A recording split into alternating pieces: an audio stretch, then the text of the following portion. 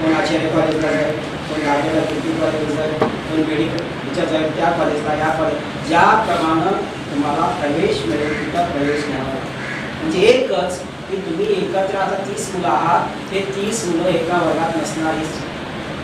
एक दोन असू शकते, एक दोन लोक, कारण आता तुम्हाला ऑनलाईन यस तर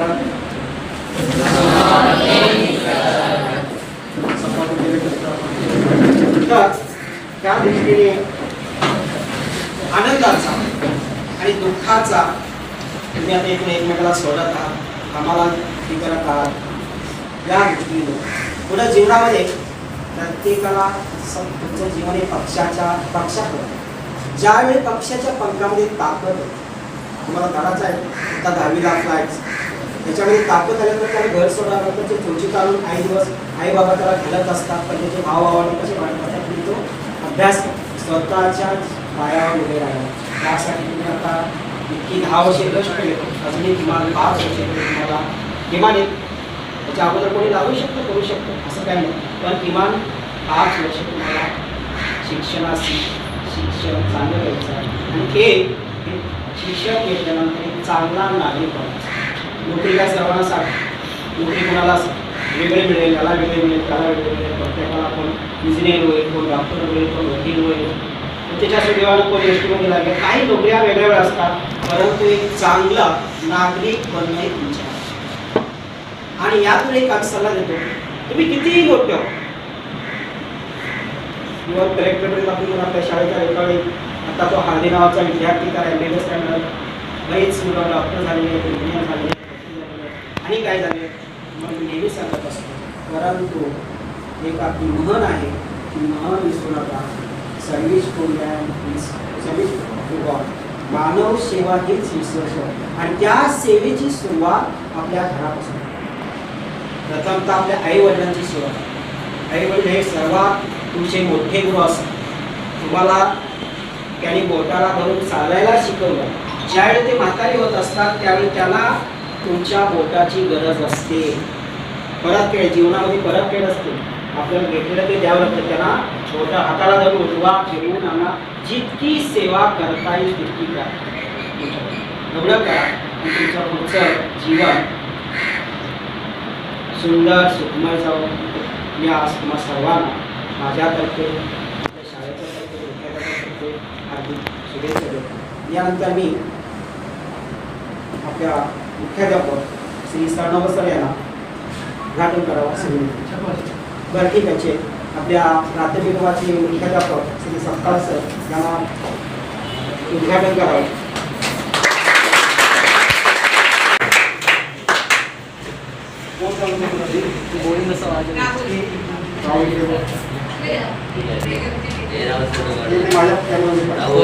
फोन दे तो फोन दे माझा.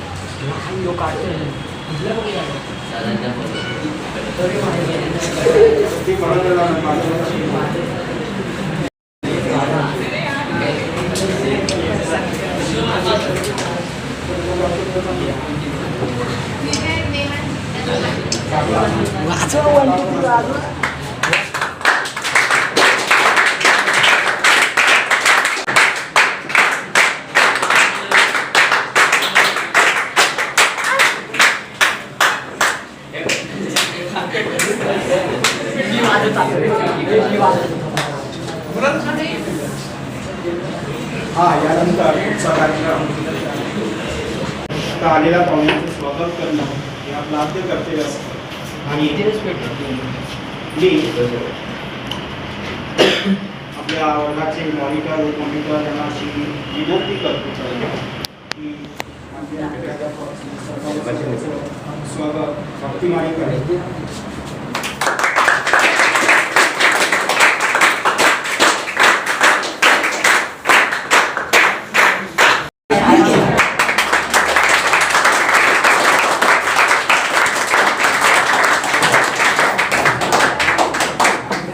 भक्ती अजून एक. अरे काय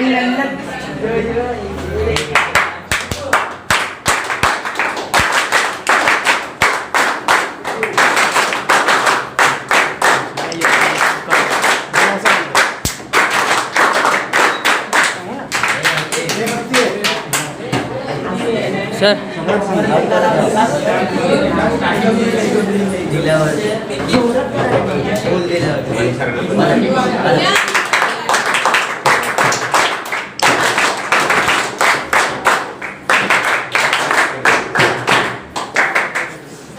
सर इथे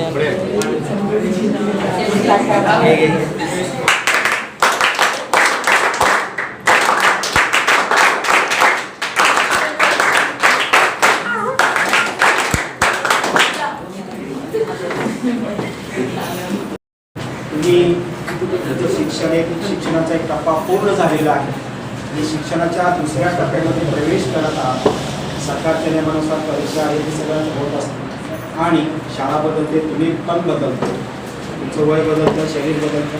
एक आमच्या जीवनामध्ये मला आलेले प्रॉब्लेम तुम्हाला सांगतो. आमच्या शहरामध्ये आता गेल्या 23-24 वर्ष एकत्रित काम करतो ते कोणत्याही शाळेमध्ये असतं. शिक्षकाच्या शरीरामध्ये जास्त बदल होत, कारण तुम्ही बघता 5वी पासून बघता आणि आहे तसे जाऊ थोडासा झाला, 6वी पासून बघता 8वी 10वी पर्यंत बघता. परंतु आम्हाला जो प्रॉब्लेम येतो तुम्हाला बघितलेला असतं 5वी 6वी मध्ये, तुम्ही त्यावेळी 12वी 15वी काय कितीतरी वर्षाने घ्या आणि तुम्ही आम्हाला ओळखत असता. मी स्वतः माझ्या आलेला अनुभव सांगतो तुम्हाला, मी माझ्या शिक्षकांना ओळखतो अजूनही, परंतु ते विद्यार्थी आम्हाला सर मला ओळखतात का, बरेच विद्यार्थी, कारण ते आता मोठी झालेली असतात, मोठा झाला असतो का आमच्यापेक्षा उंच झालं. त्यावेळी मला ही भक्तीमणी 10वीला होईल तर ती 5 वर्षानंतर तिच्या शरीरामध्ये कितीतरी बदल झालेला असतो, ते आम्हाला ओळखता येत नाही. तरी एवढं सहकार्य आतापर्यंत झालेलं आहे, पण तुमच्यामध्ये होणारा बदल आहे. जी मुलं प्रेमाने आपल्या शाळेला संस्कार आहेत, आतापर्यंत जी मुलं कुठं रस्त्याने जाताना येताना उभा राहतात कामात, तिथे सर कशा तुम्ही आणि कशावर तू काय करते मी काय करते, एक इच्छा येण्याचं जे चालू आहे, संस्कार आपल्याकडे झालेले आहेत, ते संस्कार पुढे पुढच्या पिढीमध्ये काही नसतं. फक्त आपण 100 लोक आपल्याला जात असतात रस्त्याने. मुंबई शहर आहे, मुंबई शहरामध्ये काही लोकांची कमी नाही, पण त्यातले आपण 5 ते 10 लोकांच्याकडे हसतो किंवा बोलतो. बघा का त्यांच्याकडे, कारण त्यांचं आपलं काहीतरी फ्रेंड असेल, शिक्षक असतील, फक्त त्यातल्या 5 ते 10 लोकांना मुंबईला इथे लोक जातात येतात, प्रत्येकजण घाईत असतो. त्यांना का बोलतो आपण, काही ते त्यांचं आपलं नातं आहे, ते नातं आपल्याला कसं ठेवायचं आहे, पुढे घ्यायचं. नातं तोडायला वेळ लागत नाही, नातं जोडायला वेळ लागत, एवढं एक लक्षात ठेवा. आणि त्याप्रमाणे पुढचं जीवन आनंदात सुखात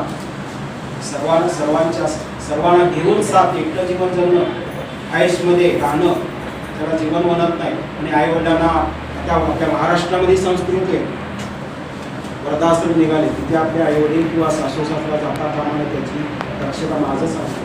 बघा मोठे अमेरिकेला असतात, याला असतात बघा पाऊलमध्ये असतो, तो आई वडिलांच्या धनीला किंवा मातीला येऊ शकतो. तो महाराष्ट्राला ओरडतो की आणि आई वडिलांच्या वृद्धाश्रममधील लोक कोणाचे, जे नोकर वर्ग आहेत, मोठ्या पोस्टवर आहेत, एकाही शेतकऱ्याचे आई वडील त्या वृद्धाश्रममध्ये आजपर्यंत एकालाही शोधून सापडले नाही. बघा शेतकरी काय कमवत असतात, उन्हात कष्ट करत असतात. शेतकऱ्याचे अजूनही कोणाला त्याचं उत्तर म्हणजे का नाही. आणि आता आपल्याकडचे इकडे सून नोकरीला, मुलगा नोकरीला, नातू नोकरीला, पण घरात त्यांना 2 आई वडील जास्त झालेले असतात, वृद्धाश्रममध्ये ठेवतात. या स्तराला जाऊ नये. काही त्या जीवनाला अर्थ नाहीये किंवा तुझे आई वडील सांभाळत आले नाही. ठीक आहे, अजून तुम्हाला इतर अनुभव. आता यानंतर काल सांगितल्याप्रमाणे तुमची विद्यार्थ्यांची बाजू होती. प्रथमतः बेसिक आपण आपले विचार थोडक्यात व्यक्त करू.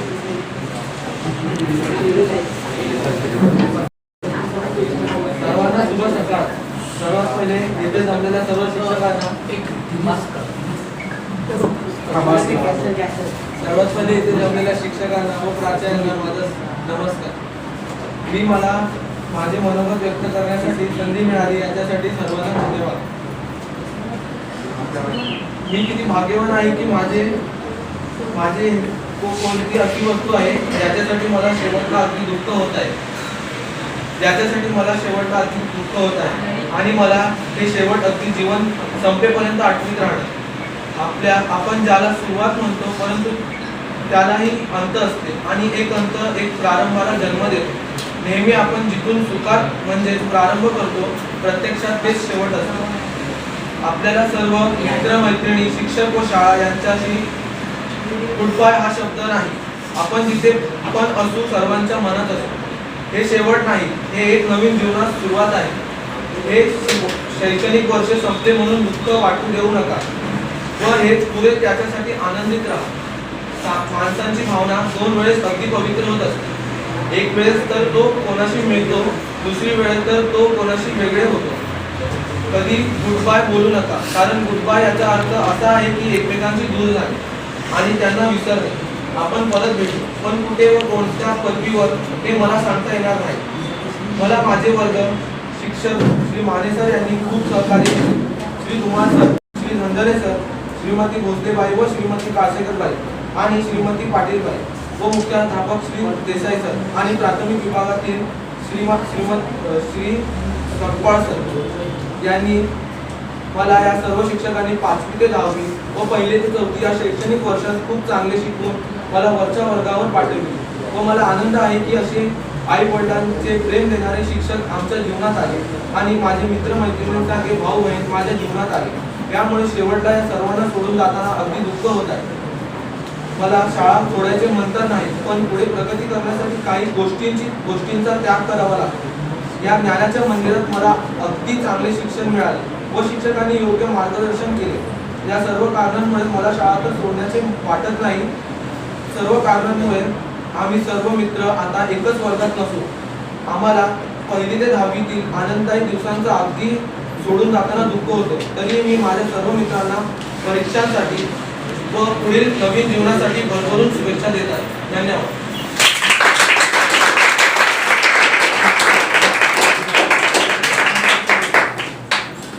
यानंतर प्रथम कोळी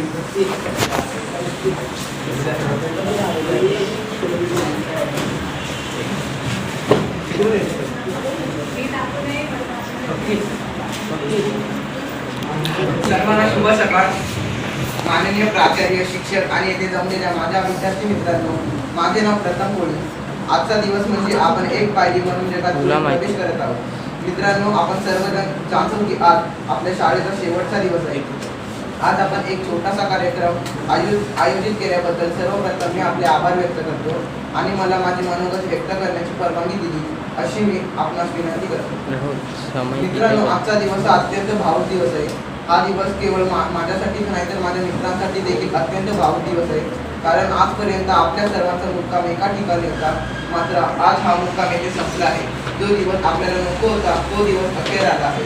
आजपर्यंत आपण अनुभवलेले सुखाचे क्षण, गोड कडू आठवणी आणि आपले संपूर्ण जीवन शालेय जीवन भूतकाळामध्ये सोबत घेऊन जाण्याकरिता आजचा दिवस उभा आहे. गेली 12 वर्षे ज्या घरात आपण एकत्र राहिलो, एकत्र वाढलो, ज्ञान घेतले, जीवाभावाचे मित्र भेटले, खूप मस्ती केली, शिक्षकांनीही प्रेम मिळाले, अशा आपल्या हक्काच्या घरातून पाणवलेल्या डोळ्यांनी आपणास मनात नसताना देखील बाहेर पडावे लागत आहे. एक अनोळखी म्हणून या ज्ञानाच्या घरात प्रवेश केला. मला आपलेसे म्हणणारे ते कोणी नसताना देखील मी या शाळेमध्ये प्रवेश घेतला. या शाळेने मला आपलेसे करून घेतले आणि आई वडिलांसारखे गुरु, भावंडांसारखे मित्रमैत्रीण दिले. जरी मला शिक्षकांनी शिक्षा केली असेल, पण ती माझ्यासाठी शिक्षा नव्हती, तर ती मला चूक सुधारण्यासाठी दिलेली संधी होती. या शाळेने दिलेले भावंड, माझे मित्रमैत्रिणी यांच्यासोबत माझी जोडलेली मैत्री न तुटणारी आहे. आम्ही शाळेमध्ये खूप मौज मजा केली. सकाळी तर बेंचवर बसण्यासाठी खूप भांडणं व्हायची, पण नंतर मात्र सर्व व्यवस्थित असायचं. ते बेंचला काम लावून वाजवणं, तासाला कोणी नसताना शिक्षक येण्यापूर्वी चिडवाचिडवी, भांडणं, शिक्षक शिकवताना बाकावर उभं राहणं, सरांनी शिक्षा केल्यावर पुढे जाऊन अंके धरून उभे राहणं, उठाबशा काढणं, परीक्षेदरम्यान हुशार मुलांना मस्का लावणे, अशा कितीतरी आठवणी मला आठवत आहेत. पण काय करणार, या केवळ आठवणीच्या स्वरूपात सर्वांच्या मनात सदैव जिवंत राहणार आहेत. ज्यावेळी या शाळेत पहिल्यांदा प्रवेश घेतला त्यावेळी मी स्वतः रडत रडत शाळेत आलो होतो, कारण त्यावेळी माझं इथं कोणीच नव्हतं. पण आज मात्र मला खूप काही शाळेने दिलं आणि आज शाळाच मात्र मला खूप रडवत आहे. जाता जाता फक्त एवढंच सांगू इच्छितो की यानंतर जरी आपल्या जीवनाचा प्रवास वेगळा असला तरी माझे शालेय जीवन आणि गोड आठवणी माझा देह असेपर्यंत सदैव माझ्या हृदयात जिवंत राहतील. पण शाळेतील सगळ्यात मोठे खोटे म्हणजे काय माहिती का मित्रांनो? सर, माझा अभ्यास झाला सर, पण मी घरीच विसरलो होईल. हे सगळ्यात मोठं कुटुंब आहे शाळेतलं आपलं. या अशा अनेक आठवणींनी बनलेली ही शाळा, या शाळेच्या चरणी माथा टेकून वंदन करतो व मला बोलण्याची संधी दिली याबद्दल सर्वांचे आभार व्यक्त करतो.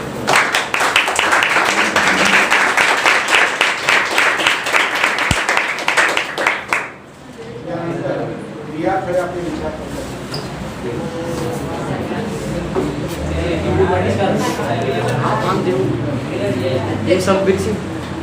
अध्यक्ष महाशय, वंदनीय गुरुजन वर्ग येथे व सर्व जमलेल्या माझ्या बालमित्र मैत्रिणींनो, काही वर्षांपूर्वी या शाळेच्या वृक्षाखाली विसावलेली एक पक्षी आज आपल्या समोर निरोप देण्यासाठी उभा आहे की आज आपल्या समोर असलेल्या सर्व विद्यार्थ्यांची अवस्था अशीच झाली आहे. अनेक मागील जुन्या आठवणी आज आमच्या डोळ्यासमोर येत आहेत. काही वर्षापूर्वी माझे या शाळेत आगमन झाले. किंवा त्याप्रमाणे मातीच्या गोळ्याचे आकार देऊन त्यापासून सुंदर मडके घडवतो. शिल्पकार ज्याप्रमाणे ओबड दगडापासून सुंदर शिल्प घडवतो, त्याचप्रमाणे येथील प्रत्येक शिक्षकाने आम्हाला घडवले. या शाळेत आल्यापासून माझ्यावर येथील सर्व शिक्षकांनी उत्तम संस्कार केले आहेत. प्रत्येक विषयाच्या शिक्षकांनी आमचा प्रत्येक विषयाचा पाया पक्का केला आहे. शाळेत पहिल्या दिवशी वाटणारी भीती आज नाहीशी झाली आहे. या शाळेत फक्त गणित शिकलं नाही तर आयुष्याचं गणित कसं सोडवायचं हे शिकले. मला खात्री आहे की या शाळेतून बाहेर पडताना विद्यार्थी नक्कीच या शाळेचा अभिमान असणार आहे. सहवास सूचना म्हणून सोबत सुद्धा काही नुसता निरोप केल्याने नातं.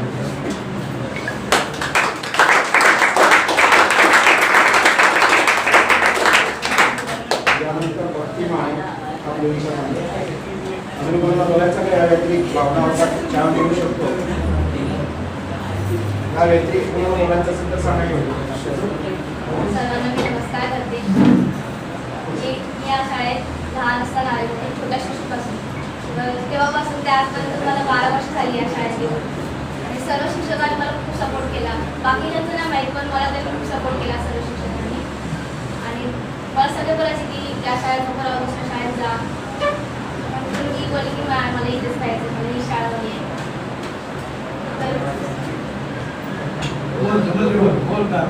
घेऊ नको आम्ही ठीक आहे. वाच मांडेल ना ठीक आहे. असं करू.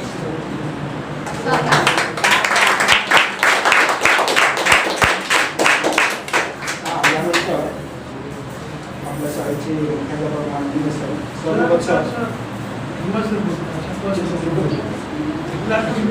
बरं. यानंतर आपल्या शाळेतील वरिष्ठ शिक्षक श्री कुमार सर यांना मी विनंती करतो की त्यांनी आपले विचार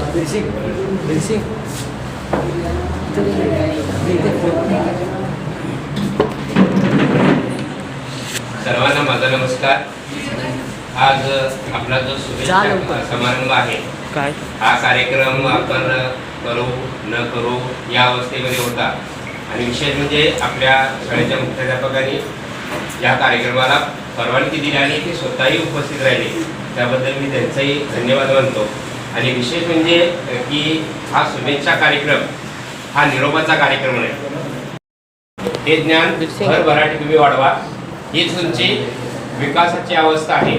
आणि यामध्ये तुम्ही जे कराल ते प्रामाणिक करा. आता जे काही कोरोनामध्ये तुमचं जे नुकसान झालं होतं, त्यामध्ये आपण जेवढं शक्य आहे तेवढं आपण शाळेमध्ये भरून काढायचा प्रयत्न केला. आणि ते भरून काढता काढता आज शेवटचा दिवस आला आणि तुम्ही आता डायरेक्ट परीक्षेला जाणार आहात. आता परीक्षेसाठी आमच्या सर्वांच्यातर्फे तुम्हाला हार्दिक शुभेच्छा. पण परीक्षेला जाताना तुम्ही काय करायचं या गोष्टी सर्वात महत्त्वाच्या आहेत.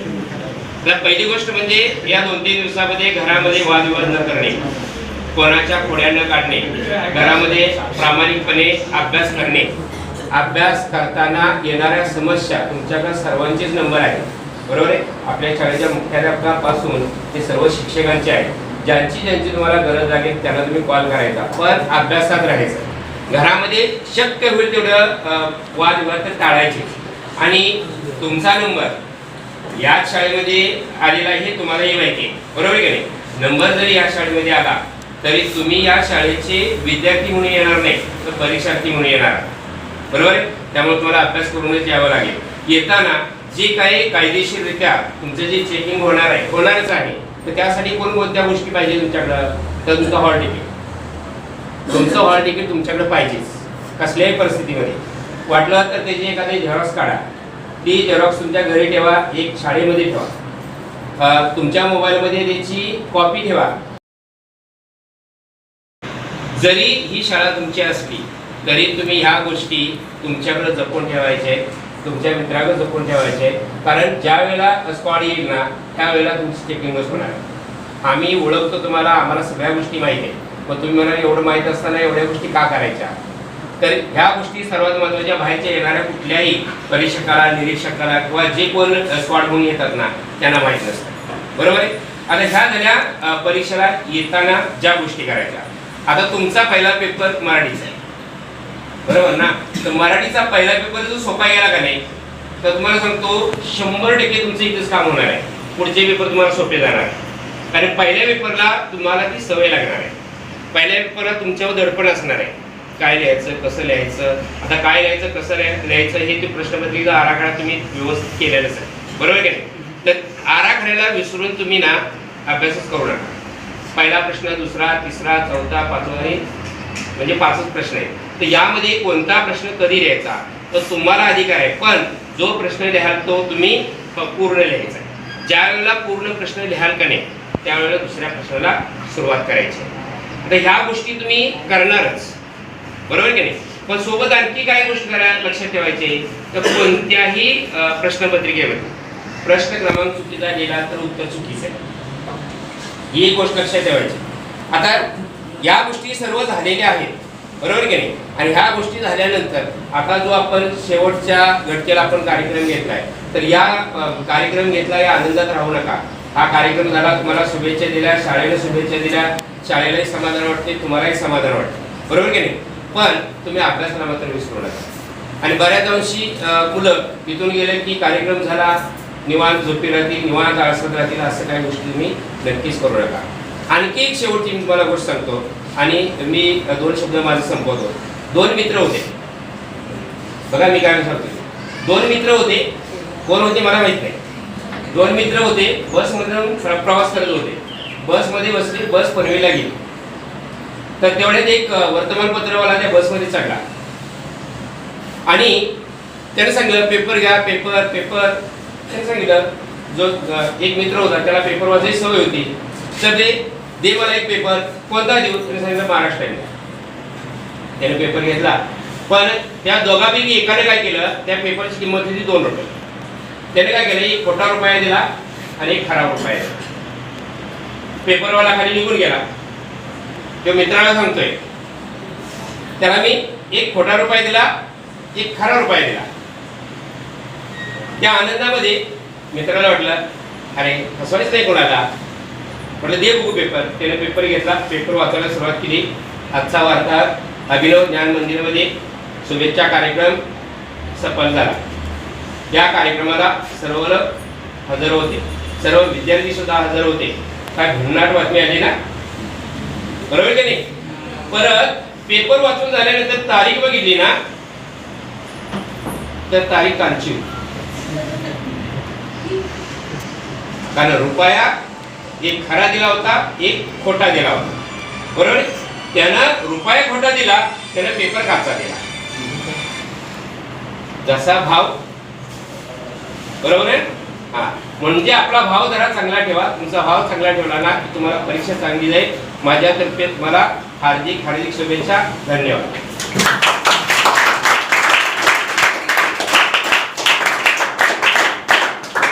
यानंतर सपकाळ सर आपले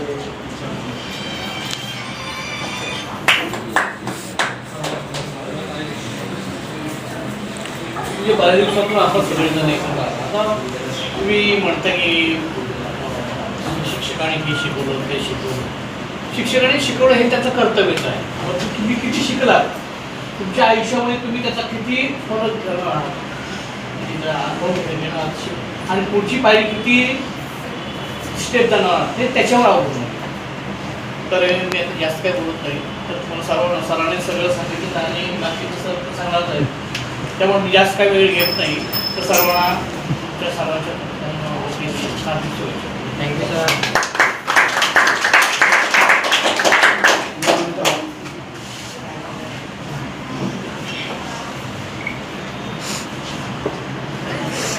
जे प्राथमिकचे सपकाळ सर आमचे वरिष्ठ आहेत, आपले सिनियर शिक्षक कुमार सर, माने सर,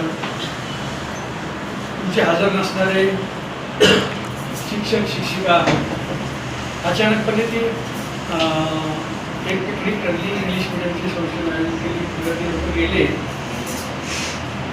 त्यांना मी काही सांगितलेलं नाही, तो समारंभ कार्यक्रम आहे ते त्यांना पण माहिती नाही. तुम्ही जर सांगितलं असेल तर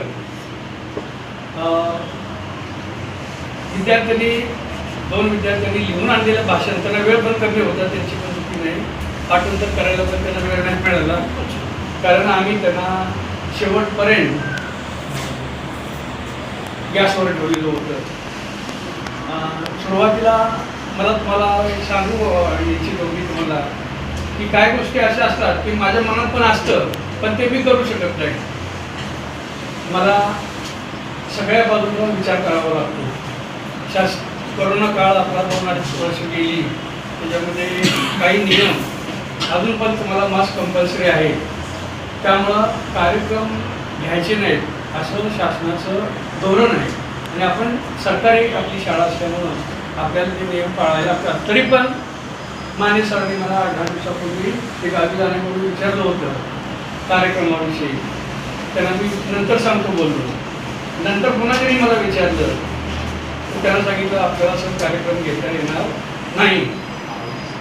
नंतर पुन्हा धुमाळ सरांनी परवा विचारलं, सर छोटा पण होईना का कार्यक्रम तुम्ही घेतला तर बरं होईल, ह्या असं काय जबरदस्ती त्यांनी केली नाही. आता म्हटलं एवढे 2 मोठे लोक आपल्याला माने सर धुमाळ सर विचारतात आहे, सांगतात आहे, तर म्हटलं जरा थोडं डेअरिंग करूया आणि सरांना कार्यक्रम घ्यायचं परवानगी दिली. आता मी बाकीच्या विषयावर बोलत नाही. अभ्यास कसा करायचा, परीक्षेला काय यायचं, कशा पद्धतीने असं धुमाळ सरांनी सांगितलेलं आहे. माने सरांनी त्यांचे सगळे अनुभव सांगितले. 2 मुलग्यांनी भाषण चांगलं केलेलं आहे. फक्त मी एकच सांगतो की आपल्या शाळेमध्ये जरी परीक्षा असली तरी सरांनी एक शब्द वापरला, तुम्ही परीक्षार्थी आहे, आपल्या शाळेचे विद्यार्थी नाही. त्यामुळं नियम सगळे बोर्डाचे फॉलो आम्हाला करायला लागणार आहे. नागराजानं आम्हाला जर तुम्ही कॉपी वगैरे केली ह्या कार्यक्रमांमध्ये खरं वाईट बोलू नये, पण मी तुम्ही म्हणाल वर्षभर धमकावत असतात ते, आणि आज पण धमकायला लागेल. तुम्हाला धमकावत नाही, प्रेमानं सांगतो. त्यामुळं त्यांची मेहनत वाया जाऊन देऊ नका. सरांनी सांगितल्याप्रमाणे पहिला पेपर सोपा केला की बाकीचे लोकांचं टेन्शन राहत नाही आणि सर्व पेपर सोडवण्याचा प्रयत्न करा. बारकोड ते शिक्षक लावतील, अनुप्राप्त पण शिक्षक लावतील, पण तुमचा जर का लावताना तो आल्यानंतर बारकोड तुमच्या नावातच आहे का, तुमचा नंबर त्याच्यावर आहे का ते बघा सगळ्यांनी. आणि मग अशी दोन गडबड वगैरे करू नका आणि पेपर सर्व सोडण्याचा प्रयत्न करा. काळा मास्कवाला काय शंका आहे काय विचार मला अजून काय असेल तर. आता आणखी एक गोष्ट आहे, त्यांची हॉल तिकीट मागे सरांच्याकडे आहे राहिलेली, त्यांनी ती घेऊन हॉल तिकीट घेऊन जा. अगदीच फार कोणाची अडचण असेल तर त्यांच्याशी तुम्ही चर्चा करा. बापू प्रथम कोळी जरा ऐक माझं, मी काय सारखं वर्षभर तुझ्याशी बोलायला येणार नाही. हां प्रथम अनिल कोळी का नाही, अनिल कोळी आमचा विद्यार्थी होता बरं का, कुठे उभा जरा. हां तुझे पप्पा अनिल चंद्रकांत कोळी, त्यांना सांग सरांनी कार्यक्रमामध्ये आठवण काढली होती आणि मला एकदा येऊन भेट. हां बैस खाली. आता काही जास्त बोलत नाही. तुमचा कार्यक्रम सर्वजण मला फ्रेश वाटत आहे, सुंदर दिसतात. मुलांच्या पेक्षा मुली पण फार नटलेल्या आहेत, त्यांनी नटाया कष्ट घेतलेला आहे आणि विद्यार्थी विद्यार्थ्यांसारखेच वाटायला लागले. असो आनंदाचा दिवस आहे. पुन्हा एकदा तुम्हाला सर्वांना परीक्षेच्या हार्दिक शुभेच्छा आणि माझे 2 शब्द इकडे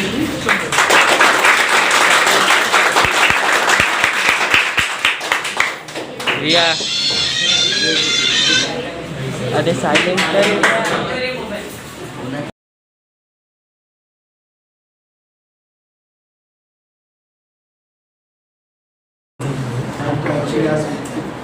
मार्च 22ची बॅच भाविक. त्यांचं भाविक. या शाळेचं जीवन संपत आलेलं आहे. तिथे दुसऱ्या जाताना तू चाललाय?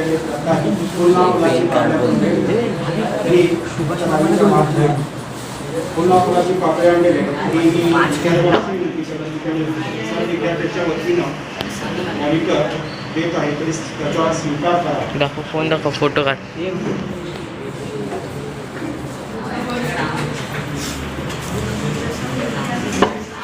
फोटो काढ. टाळ्या वाजारे